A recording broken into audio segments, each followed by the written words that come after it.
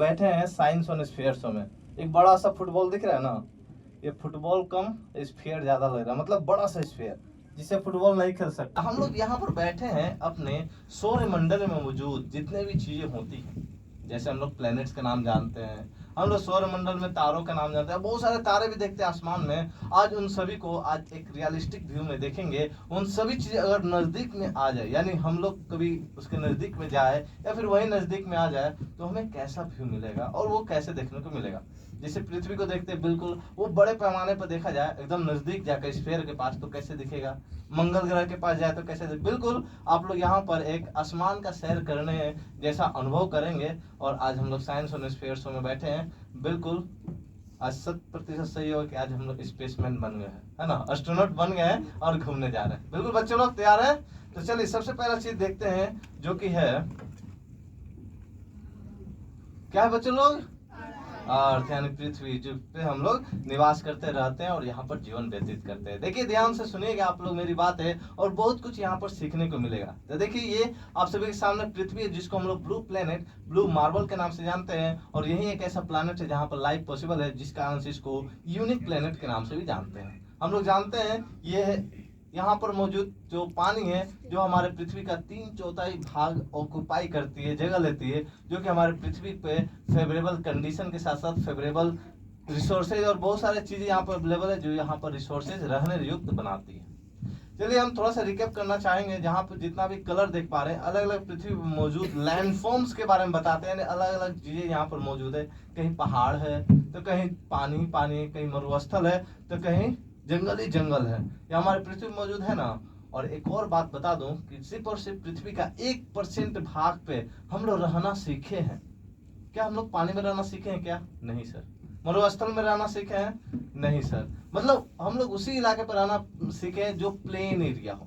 अभी तक हम लोग जंगल में रहना नहीं सीखे, ठीक है। तो ये सब बातें हम लोग यहाँ पर समझेंगे, जानेंगे कि कलर्स का क्या क्या यहाँ महत्व है, ठीक है। तो यहाँ पर आप सभी भूरा रंग देख रहे होंगे, यानी ब्राउन कलर, वहां पर या तो पहाड़ ही पहाड़ होंगे या फिर समतल जमीनी होगा। तो देखने का मतलब पहाड़ी क्षेत्र और पठारी क्षेत्र जहां देखने को मिलेंगे वो सब भूरा रंग में होंगे, ठीक है, ब्राउन कलर में। और जहां पर आप लोग येलो कलर देख पा रहे होंगे, यानी पीला रंग, वहां पर सिर्फ और सिर्फ मरुस्थल एरिया हो सकता है, बालू इलाका हो सकता है, वो ऐसे जगह पे, ठीक है। तो हम लोग इंडिया में जानते हैं ना, थार डिजर्ट है ना मरुस्थल, वैसे सहारा डिजर्ट है, वैसे गोबी डिजर्ट है, ये सब रेगिस्तान है जो कि हमारे पृथ्वी पर मौजूद है। वह सभी जगह को पीले रंग से दिखाते हैं। आप लोग तो सीख है, मेरी बातें समझ रहे हैं, लेकिन बच्चे लोग कह रहे हैं क्या रामायण गाथा गई है ना, एकदम लवर लवर बोले जा रहे हैं, है ना। तो देखिए ध्यान से बच्चे लोग, आप लोग हायर क्लास में पढ़िएगा। किस क्लास में आप लोग? हम लोग कुछ ज्यादा एक्सपेक्ट कर रहे थे, 4-5 बोलिएगा। 2 में आप लोग। तो अभी हम लोग क्या देख रहे हैं? अर्थ देख रहे हैं ना। नहीं, हमको लेवल मैनेज करके करना पड़ता है, आप लोग बिल्कुल समझ रहे हैं, लेकिन बच्चे लोग कह रहे हैं एक ही चीज घूम रहा है, पता ना क्या भचर भचर की लगे, कोई बात नहीं। तो ये हम लोग अर्थ देख रहे हैं, अर्थ पे बहुत सारी चीजें मौजूद होती है ना, उन सब के बारे में हम बता रहे थे। बात समझ में आई ना। तो देख रहे हैं ब्लू कलर, बहुत सारा पानी, तो पानी यहाँ पर बहुत सारा रहता है, ठीक है। और व्हाइट कलर यानी सफेद रंग जहाँ देख पा रहे होंगे, वहां अगर नॉर्थ पोल और साउथ पोल पर देखा जाए तो बर्फ बहुत ज्यादा देखने को मिलता है ना। बर्फीला इलाका दिख रहा है बच्चे लोग, व्हाइट कलर, तो यहाँ पर बर्फ ही बर्फ है, यानी ग्लेशियर है, ठीक है, यानी आइसबर्ग। और बीच में जो व्हाइट कलर सफेद रंग देख पा रहे हैं वो सब बादल हैं, जो कि हमारे आसमान में तैरते हुए नजर आते हैं। और ग्रीन कलर से तो सब जानता है। हरा रंग से क्या दिखाते हैं बच्चे लोग? पेड़ पौधे। क्या? पेड़ पौधे जहाँ होते हैं, एग्रीकल्चर फार्मिंग की जाती है, वैसे जगह को हम लोग ग्रीन कलर से दिखाते हैं। ये रहा हमारे पृथ्वी का थोड़ा रिकैप करके दिखाया, यानी सभी के बारे में बताया, कलर से और हमारे लैंडफॉर्म्स के बारे में। ओके, हमारा सौर मंडल में ये 3rd पोजीशन पे आता है। आप लोग प्लैनेट्स का नाम याद है आप लोग को बच्चे लोग? अच्छा 2 क्लास में ना है, अच्छा कोई बात नहीं। मरकरी, वेनस, अर्थ, मार्स नाम सुने हैं? हाँ सुने, कह रहा है कोई कोई बच्चा कह रहा है। तो वही चीज हम लोग देखने वाले, हूँ बहु एकदम आसमान में जैसे होते हैं ना, वैसे यहाँ पर देखने वाले। ओके, आज भाई एक सीनियर एक जूनियर में कंपटीशन हो ही जाए, है ना, कौन ज्यादा समझ रहा है। आइए अब हम लोग मिल्की वे गैलेक्सी को देखते हैं, यानी दुग्ध मेगला इसको कहते हैं, जहाँ पे अरबों खरबों तारों का समूह देखने को मिल रहा होगा, है ना। ये सब बच्चे लोग चमकता हुआ चीज क्या है? स्टार्स है। क्या है? स्टार्स है, वेरी गुड। अब ये स्टार्स है तो इसमें भी कलर देखने को मिल रहे हैं, है ना, बहुत सारे कलर। कौन कौन से कलर है बच्चे लोग? ब्लू और व्हाइट ये सब है। तो चलिए सीनियर्स आप लोग बताइए, बच्चे लोग तो कलर बताए, आप लोग बताइए जो हॉटेस्ट स्टार होता होगा उसका कलर कैसा होता होगा? हाँ रेड है। तो चलिए एक्चुअली उसका कलर ब्लू होता है, ठीक है। जो हॉटेस्ट स्टार होते हैं उसके कलर ब्लू होते हैं, ठीक है ना। तो बच्चे लोग को 1 पॉइंट मिलता है। देखिए जो हॉट स्टार जनरली होता है उसका कलर जनरली रेड होता है, ठीक है ना। यानी लाल लाल जहां देख रहे हैं वो हॉट स्टार के कैटेगरी में। जो हॉटेस्ट स्टार जो सबसे ज्यादा गर्म होते हैं वो ब्लू कलर में आते हैं, ठीक है। ओके लाइन खींचा हुआ किन्हीं को दिख रहा है क्या? है ना, आप सभी को दिखेगा तुरंत। ये एक तरह का लैंडमार्क है। कहने का मतलब ये बताता है जिस पॉइंट को रिप्रेजेंट कर रहा है उसी के अगल बगल कहीं नहीं तो हमारा सौर मंडल मिलता होगा। सौर मंडल बोलने का मतलब सोलर सिस्टम जो है कहीं ना कहीं इसी के अगल बगल होता होगा जिस पॉइंट को रिप्रेजेंट करे, क्योंकि मिल्की वे गैलेक्सी में हमारा सौर मंडल खोजना बहुत मुश्किल है, ठीक है ना। तो जो हमारे साइंटिस्ट लोग एक रिप्रेजेंट जो ब्राइटल स्टार दिख रहा है जो कि अल्फा सेंटोरी के नाम से दिखाया जा रहा है, एक्चुअली इस पॉइंट में भी 3 स्टार्स है, ठीक है, 3 स्टार्स है। बच्चे लोग क्या लिखा हुआ? अल्फा सेंटोरी लिखा हुआ, ठीक है ना। जिनका नाम है अल्फा सेंटोरी ए, जो 3 स्टार है उनका नाम बता रहा हूँ। Alpha Centauri A, alpha Centauri B, alpha Centauri C, वही 3 स्टार है, ठीक है ना। लेकिन जो अल्फा सेंटोरी सी है ना उसी का एक और निकनेम है, यानी दूसरा नाम है जिसको हम लोग प्रोक्सिमा सेंटोरी के नाम से जानते हैं, ठीक है। आप लोग प्रोक्सिमा सेंटोरी देखिए, हम लोग रोज सुबह सुबह उठते हैं तो क्या देखते हैं? आसमान में सूर्य भगवान उठ गया है ना, तो हम लोग का नजदीक का तारा वो है जो हम लोग को रोज सुबह देखने को मिलता है। लेकिन कोई पूछ दे दूसरा नजदीक का तारा कौन होगा, तो पहला नजदीक का तारा तो ये है, सूर्य देख रहे हैं हम लोग रोज रोज सूर्य को देखते हैं ना, तो पहला नजदीक का तारा होता है, दूसरा नजदीक का तारा होता है, दूसरा नजदीक का तारा वही प्रोक्सिमा सेंटोरी होता है जो कि हमारे पृथ्वी से करीबन 4.2 लाइट ईयर दूर है ना। अब समझिए 4.2 लाइट ईयर दूर है, अपना नजदीक कितना दूर है आप लोग समझ ही रहे होंगे, है ना। तो इसका मतलब जितना हमारा सोच है ना ब्रह्मांड के बारे में उससे भी बहुत बड़ा हम लोग का ब्रह्मांड है, क्योंकि हमारा जो दूसरा नजदीक का तारा वही 4.2 लाइट ईयर दूर है, ठीक है। अब आगे चलते हैं, नजदीक से सूर्य को देखते हैं कि आखिर सूर्य वास्तव में दिखता कैसा है। अब बोलो वाओ बच्चों लोग, ये है सूर्य, ये सन। अभी हम लोग लाइव देख रहे हैं, सूर्य आग का धधकता हुआ गोला बिल्कुल आसमान में जाए तो हम लोग को सूर्य ऐसा ही देखने को मिले। लेकिन पॉसिबल है क्या आसमान में जा सकता? नहीं ना, बिल्कुल। तो इसलिए सूर्य को आपको सामने ला के दिए हैं। अब देख लीजिए, सूर्य आग का धधकता हुआ गोला जिसको फायर बॉल के नाम से जानते हैं, ठीक है। लेकिन इसके सरफेस देखिए ध्यान से, लग रहा है आग ही आग कहीं लगा हुआ है जो कि दिख रहा है ऐसा हूबहू, है ना। और यहाँ पे 2 एलिमेंट पाए जाते हैं, हाइड्रोजन और हीलियम, और न्यूक्लियर फिजन फ्यूजन नाम का रिएक्शन होता है ना। ये सब जानवर का नाम आप लोग सुनिएगा बाद में, है ना, न्यूक्लियर फिजन फ्यूजन, है ना, ये सब। तो सूर्य देख रहे हैं अभी लाइव एकदम, है ना। और सूर्य जो होता है गैसियस होता है ना, सूर्य का अवस्था गैसियस स्टेट होता है जो कि हम लोग देख रहे हैं। अभी तो हम लोग सोलर फ्लेयर्स नहीं दिख रहे, सूर्य से निकलने वाले एक गर्म तेज धाराएं होती हैं, है ना, काफी गर्म, ज्यादा बहुत ज्यादा गर्म होती हैं। आइए उसको अगर सूर्य को एक्सरे कर दें, देखिए एक और दूसरा सूर्य देख लीजिए आप लोग बच्चे लोग, ये दूसरा सूर्य है, वही सूर्य, उसको एक्सरे कर दिया गया, ठीक है ना। तो कुछ ऐसा देखने को मिलता है। और यहाँ जो चमकता धमकता पार्ट आप लोग देख रहे हैं एक्चुअली वही सब सोलर फ्लेयर्स है जो अंतरिक्ष में इसका गर्म लहरें चलती हैं। अगर गलती से स्पेसमैन या फिर एस्ट्रॉयड या मेट्रॉयड पर पड़ता है तो वही चकनाचूर हो जाता है ना, जिस कारण से कहीं उल्का पिंड गिरते हुए हमें दिखाई देती है। आप लोग अभी तारामंडल शो देखने वाले हैं, 3D शो देखने वाले हैं, उसमें आपको पूरा क्लियर हो जाएगा ब्रह्मांड के बारे में, कैसा अवस्था है, क्या क्या चेंजेस होते रहते हैं, ठीक है ना। इसलिए साइंस सेंटर का उद्देश्य होता है जो आए पूरी सब कुछ जान के जाए, है ना। घर पर 4 बज को और बताए तो वो लोग भी साइंस सेंटर है ना, वो लोग भी 4 लोग को बताए, बस यही साइंस सेंटर का काम है, समझ गए बात। आइए अब हम लोग सौर मंडल को देखते हैं, यानी सोलर सिस्टम को। वाओ, है ना बच्चों लोग। तो हम लोग पढ़े ना, Mercury, Venus, Earth, Mars, Jupiter, Saturn, Uranus, Neptune, अभी तक जानते हैं प्लैनेट्स के नेम, यही होते हैं सोलर सिस्टम, ठीक है। तो आज आप लोग के सामने वो सभी चीजें दिखाऊंगा जो एकदम रियलिस्टिक लगेंगी, एकदम लगेगा कि आपके सामने वो प्लैनेट हो सकता है, कुछ भी हेवनली बॉडी हो सकता है, वो आपके सामने दिख रहा है। चलिए यहाँ से एक आप लोगों से गेम खेलते हैं, ठीक है बच्चों लोग। गेम खेलना पसंद है ना आप सभी को?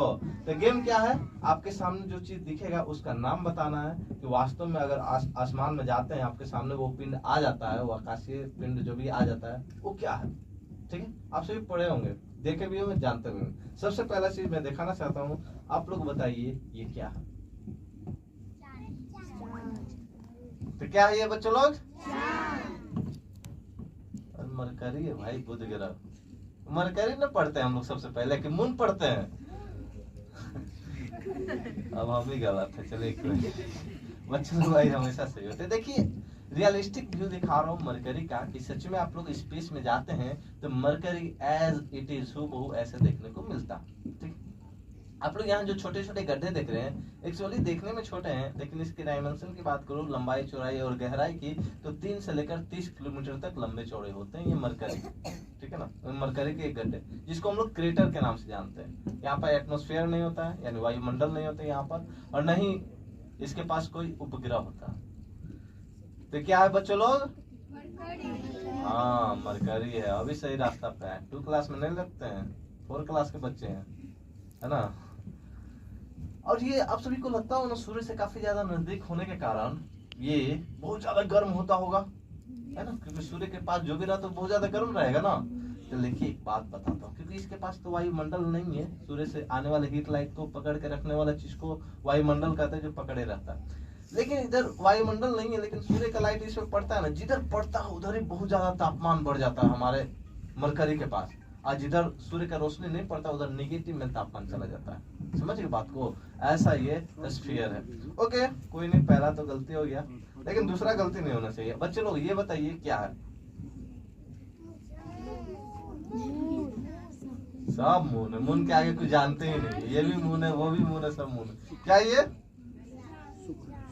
तो सही पकड़े आप लोग, ये ही चांद है। आज हम लोग लाइफ में पहली बार पूरा चांद देख रहे हैं एक्चुअली, है ना, ये चांद है। ठीक है, जिसके कारण आज हम लोग जो नाइट स्काई में देखते हैं जो चांद, वो थोड़ा सा भाग होता है चांद का, पूरा चांद नहीं होता, वो थोड़ा सा भाग होता है। वो कौन सा भाग होता है मैं बताना चाहूंगा आप सभी को, और दिखाना भी चाहूंगा। ये जो पार्ट देख रहे हैं, इसी हिस्से को हम लोग जिंदगी भर देखते रहते हैं। चलिए 3rd क्वार्टर में बांट देते हैं, कुछ बड़ा स्पेस आपको देखने को मिले। जो ब्लैक वाला एरिया ना, ये जो ब्लैक वाला एरिया, इसी हिस्से को जिंदगी भर देखते हैं। ठीक है, इसी से, जिसको हम लोग मारिया के नाम से जानते हैं। किस नाम से जानते हैं? मारिया के नाम से जानते हैं इस स्फीयर। जिस हिस्से को हम लोग कभी नहीं देखते हैं, उसे देखने के लिए साइंस सेंटर जाना पड़ेगा और साइंस ऑन स्फीयर्स को देखना पड़ेगा, जो कि इस हिस्से को हम लोग देख रहे हैं, जिसको हम लोग लूनर हाईलैंड के नाम से जानते हैं। ठीक है बच्चों लोग, किस नाम से? लूनर हाईलैंड के नाम से। इस चमकीला भाग होता है चांद का, जहां पर नील आर्मस्ट्रॉन्ग पहली बार अपना कदम इसी स्फीयर पर रखे थे। समझ गए? ये हो गया लूनर हाईलैंड। चांद को आज पूरा देख लीजिए, क्योंकि जिंदगी में पहली बार देख रहे हैं। कोई स्पेस नहीं ना जाकर आया है, चलिए तो ठीक है, ये पहली बार देख रहे हैं।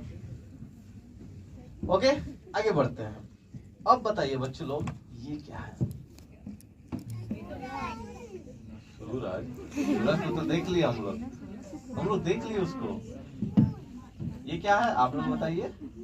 एक्चुअली ये अभी जो देख रहे हैं, ये वेनस यानी शुक्र ग्रह है, जिसको हम लोग मॉर्निंग स्टार, इवनिंग स्टार और twin sister of the earth के नाम से जाने। यानी सुबह का तारा यही है, शाम का तारा यही है, और पृथ्वी के जुड़ा बन यही है। कौन है ये? शुक्र ग्रह, यानी वीनस। नाम सुने ना, वीनस यही है। अब देखिए ध्यान से बात, जो डेंस एटमोस्फेयर होता है, और इसमें कार्बन डाइऑक्साइड का मात्रा 90% होता है। ठीक है, जिस कारण से ये हमारे सौरमंडल में सबसे ज्यादा गर्म ग्रह यही है। और यहाँ पर ना एक रिएक्शन से सल्फ्यूरिक एसिड का निर्माण होता है। आप लोग सफेद रंग देख पा रहे होंगे, व्हाइट कलर देख रहे हैं बच्चे लोग? ये सल्फ्यूरिक एसिड है। जब इस पे सूर्य का लाइट पड़ता है ना, तो हमें सुबह और शाम में आसमान में देखे, सुबह और शाम में, तो हमें चमकता हुआ दिखता है, जिस कारण से सुबह का तारा और शाम के तारा के नाम से जानते हैं। ठीक है, और जैसे कि मैं बताया 90% कार्बन डाइऑक्साइड मिलता है, और इसका ग्राउंड लेवल का तापमान करीबन 3000 डिग्री फ़ारेनहाइट मेजर किया गया, जो कि यहाँ पर किसी भी मनुष्य, जानवर या पेड़ पौधे को उगना असंभव वाली बात है। इस कारण से यहाँ भी जीवन संभव नहीं हो सकता। मरकरी पर तो एटमोस्फेयर ही नहीं है, लेकिन यहाँ एटमोस्फेयर है तो बहुत ज्यादा 90% कार्बन डाइऑक्साइड है, तो यहाँ भी लाइफ पॉसिबल नहीं हो सकता। यहाँ पर ज्वालामुखी फटते रहती है, ठीक है ना, बहुत ज्यादा ये गर्म होता है। किसके बारे में बात कर रहे हैं बच्चे लोग? वेनस के बारे में। बहुत अच्छा, दिमाग यहीं पर है। बहुत अच्छा, सही पकड़े आप लोग। ये पृथ्वी अभी देख रहे हैं और बहुत अच्छा देखने में लगता है, पृथ्वी कलरफुल देखने में लग रहा है ना। इसके बारे में और चर्चा करेंगे लास्ट में। कभी मैं बादल गायब करके दिखाऊंगा तो कभी मैं पानी भी गायब करके दिखाऊंगा। उसके बाद देखिएगा काफी अच्छा अलग अलग व्यू में कैसा हम लोग का अर्थ देखने को मिलता है। और इसका एक ही उपग्रह होता है जो चांद, जो हम लोग देख चुके हैं। आगे बढ़ते हैं। अब बताइए ये क्या है? क्या बात है, एकदम सही बात है। कहे ना आप लोग 2 क्लास में नहीं है, सीनियर है आप लोग। तो ये मार्स रेड प्लैनेट, जिसको मंगल ग्रह के नाम से जानते हैं, और इसके सरफेस पे आयरन ऑक्साइड का मात्रा बहुत ज्यादा मिलता है। इसका आंसर देख सकते हैं यहाँ पर जो लैंड एरिया है, जहाँ पर जमीनी भाग देख रहे हैं, या तो यहाँ पर बालू इलाका हो सकता है, या तो बहुत बड़े बड़े गड्ढे, खाई और बड़े बड़े पहाड़ देखने को मिलते हैं। यानी यहाँ पर जो सरफेसेस है रेगुलर नहीं है, इरेगुलरिटी है यहाँ, ठीक है। जिसका आंसर यहाँ पर लाइफ थोड़ा बहुत डिफिकल्ट है, अभी खोजा जा रहा है। जैसे हमारे पृथ्वी पर नॉर्थ पोल और साउथ पोल पे क्या पाया गया है? ग्लेशियर ना, वैसे ही मंगल ग्रह पर भी ग्लेशियर पाया गया है, ठीक है। जो कि नॉर्थ पोल, सर गेट लगा दीजिए थोड़ा तो सही है ना। ये व्हाइट कलर बताया था ना सबसे पहले, व्हाइट कलर क्या बताते हैं? नॉर्थ पोल साउथ पोल पे देखा जाए तो ग्लेशियर पाए गए, यानी बर्फ के पट्टे देखने को मिलते हैं। ओके, आप सभी एक बहुत बड़ा माउंटेन का नाम सुने? हमारे पृथ्वी पर मौजूद माउंटेन। बहुत अच्छा, बच्चे लोग क्या तेज है। जो माउंट एवरेस्ट है, अभी तक पृथ्वी पे मौजूद जो सबसे ऊंची चोटी है वही है माउंटेन का, मतलब माउंट एवरेस्ट नाम से। लेकिन एक और माउंटेन के बारे में आपको बताते हैं जो कि हमारे माउंट एवरेस्ट से भी बड़ा है। समझिए बच्चों लोग, माउंट एवरेस्ट से भी बड़ा है। तो उसका नाम बताओ सबसे पहले। तो उसका नाम माउंट ओलंपस या फिर दो ओलंपस माउंट्स के नाम से वो माउंटेन जाना जाता है। इसी मार्स प्लांट मिलता है। और ये उभरा हुआ पार्ट आप लोग देख रहे हैं ना, गोल सा, एक तरह का वोल्केनो। ये फटते फटते इतना बड़ा हो गया कि इसकी ऊंचाई करीबन 24 किलोमीटर हो गया, ठीक है ना। 24 किलोमीटर बड़ा ये माउंटेन है। अभी नाम बताया ना बच्चों लोग, क्या नाम बताया? माउंट ओलंपस या फिर द ओलंपस माउंट्स के नाम से इसे जानते हैं, ठीक है। और यहाँ पर जो सरफेस है आप ध्यान से देख लीजिए कि अगर इन फ्यूचर यहाँ पर कभी भविष्य रहा, कौन कितना प्लॉट खरीदेगा यहाँ पर जाके, है ना। देख लीजिए। चलिए आगे बढ़ते हैं। 4 इनर प्लैनेट थे जहाँ पर लैंड एरिया मिलते थे, जमीन मिलता था। अब जा रहे हैं हम लोग जोवियन प्लैनेट, आउटर प्लैनेट में, जहाँ पर आपको जमीन नाम का कोई चीज नहीं है, सब गैसियस प्लैनेट मिलेंगे। सबसे पहला जो गैसियस प्लैनेट है हमारे, तो ये जुपिटर यानी बृहस्पति ग्रह। यहाँ पर जमीनी क्षेत्र नहीं मिलता है, ठीक है ना। यहाँ पर सिर्फ धूलकण, हवाएं, चट्टान और बादल नहीं कह सकते क्योंकि यहाँ, ठीक है ना। तो ये घूमते फिरते हुए हम लोग को नजर आते हैं, ठीक है। ये गैस का गोला है, ठीक है ना। जो हमारे सौर मंडल में सबसे बड़ा, सबसे भारी यही ग्रह होता है, जो जुपिटर यानी बृहस्पति ग्रह होता है। ओके, इसमें आप लोग जो हवाएं या धूलकण देख रहे हैं, लेफ्ट से राइट और राइट से लेफ्ट जाता है। जिस दौरान एक चक्रवात का फॉर्मेशन होता है, मैं आप सभी को दिखाना चाहूंगा। ये देखिए, आंख लाइक स्ट्रक्चर दिख रहा है क्या? यही इसको द ग्रेट रेड स्पॉट के नाम से जानते हैं, है ना। ये बृहस्पति ग्रह से, पर बहुत सालों पहले से, जब तक साइंटिस्ट पता लगाए उस समय से ये घूमता हुआ दिख रहा है यहाँ, ठीक है। ये चक्रवात पता है कितना बड़ा है? इसके अंदर 3 पृथ्वी आराम से समा सकती है दोस्तों। हाँ, इसी छोटा सा में 3 पृथ्वी आराम से समा सकती है। पूरे बृहस्पति ग्रह में करीबन 1300 से लेकर 1400 पृथ्वी समा सकती है। इतना बड़ा ये बृहस्पति ग्रह है, जो कि हमारे सौर मंडल में सबसे बड़ा ग्रह यही है। बात समझ में आई? ओके, इसके बारे में और चर्चा करूं तो यहाँ पर 10 घंटे में ही दिन रात कंप्लीट हो जाती है। और 10 घंटा बच्चा लोग तो सोता है, सोते हो ना 10 घंटा, और 4 घंटा स्कूल में। चलिए ये बात है। ये देखिए, इसके बारे में और बताऊं तो इसके पास जो चांद का संख्या होता है 95 होता है करीबन। इसके पास चांद 95 होता है। हमारे पृथ्वी के पास कितना चांद है? एक ही चांद है, जो चांद मतलब एक ही सैटेलाइट है, जो नेचुरल सैटेलाइट वो चांद है। लेकिन इसके पास 95 है, 95, ठीक है। आगे बढ़ते हैं और ये देखते हैं सैटर्न को, यानी शनि ग्रह को, जो कि हमारे सौर मंडल में दूसरा सबसे भारी ग्रह होता है। और यहाँ पर 145 चांद होते हैं, 145 मून इसके पास होते हैं। सोचिए, गिनते रहिए चांद। अगर हमारे पृथ्वी पर 145 रहता तो गिनते ना कहाँ कहाँ है। तो वैसे इसके पास 145, और साइंटिस्ट का कहना यह है इसका चांद और संख्या में बढ़ सकता है, क्योंकि इसके चारों तरफ घूमने वाला जो बेल्ट होता है ना, जिससे हम लोग सैटर्न को पहचानते हैं, है ना। तो यही वो उसमें से मेट्रॉइड आके इसमें चारों तरफ चक्कर लगाने लगता है ना, जिस कारण से वो इसका सैटेलाइट बन जाता है, ठीक है। ये बात हुआ सैटर्न के बारे में। आगे बढ़ते हैं और देखते हैं यूरेनस को। आप सभी को यूरेनस लाइव देखे तो नाइट बल्ब की तरह हमें स्पेस में देखने को मिलता है, जो कि आईसीएस जायंट के नाम से इसे जानते हैं, बर्फ के दानों के नाम से जानते हैं, क्योंकि यहाँ तक सूर्य का लाइट उतना पहुंच ही नहीं पाता। जहाँ सूर्य का लाइट नहीं पहुंचेगा वहां गर्मी रहेगा नहीं रहेगा, इस कारण से यहाँ सिर्फ और सिर्फ बर्फ ही देखने को मिलता है। ठीक है बच्चों लोग, बर्फ से खेलना है तो कहाँ जाना पड़ेगा? यूरेनस के पास, जम्मू कश्मीर नहीं। नेक्स्ट, ये क्या है? नेपच्यून है, वरुण ग्रह, जो कि यहाँ पर कुछ ज्यादा ही बर्फीला देखने को मिलता है, और इसको भी हम लोग आईसीएस जायंट के नाम से हम सभी जानते हैं, यानी इसको वरुण ग्रह के नाम से। अभी तक का लास्ट वाला प्लैनेट यही है। बच्चों लोग आप लोग बताइए, प्लूटो का नाम सुने आप लोग?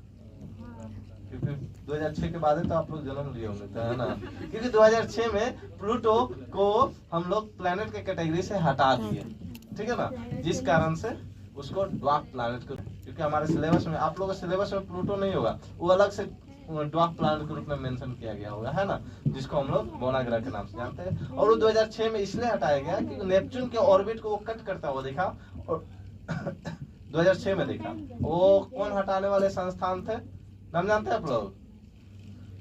नहीं नासा, नहीं इसरो, संस्थान का नाम है IAU, इंटरनेशनल एस्ट्रोनॉमिकल यूनियन, जो भी सोलर सिस्टम के बारे में जानकारियां देती है, जितना हम लोग सोलर सिस्टम के बारे में जानते हैं, वो एक ही संस्थान से आता है जो IAU है।